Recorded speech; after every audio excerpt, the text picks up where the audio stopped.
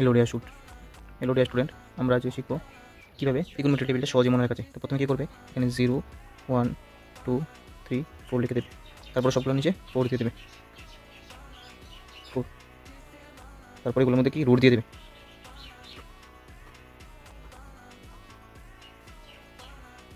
Zero by four কত হবে, 0 1 root over 1/4 মানে কি 1/2, টেবিল হবে কি 1/√2, ওটা হবে √3/2, এটা 1, আর কস বলো উল্টিয়ে লিখে দেবে 1 √3/2 1/√2 1/2 1/2 0। আর ট্যান থিটা আমরা কি জানি, sine theta by cos theta, তো এটা দিয়ে ডিভাইড করো কত হবে 0, এটা দিয়ে ডিভাইড করলে কত, এটা দিয়ে ডিভাইড করলে কত হবে 1/√3, এটা দিয়ে ডিভাইড করলে কত হবে 1, এটা দিয়ে ডিভাইড করলে কত হবে √3, আর 1 দিয়ে 0 ডিভাইড যায় না, তার জন্য এটা ইনফিনিটি হবে।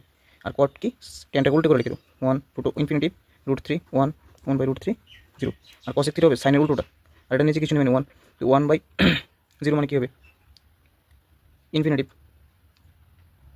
কস থিটা কী হবে ইনফিনিটিভ। তারপরে এটা উল্টে দিলে কী হবে 2, এটা উল্টালে কী হবে √2, এটা উল্টা কী হবে 2/√3, এটা উল্টালে 1, আর কস সেক থিটা মানে কস থিটার উল্টোটা, তো এটা উল্টো কী হবে 1, আর এটা উল্টো কী হবে 2/√3, আর এটা উল্টো কী হবে √2, উল্টো কী হবে √2, ওটা উল্টো হবে 2, আর কী হবে ইনফিনিটি। এভাবে আমরা সহজেই ত্রিকোণমিতির টেবিলটা সহজেই মনে রাখতে পারি।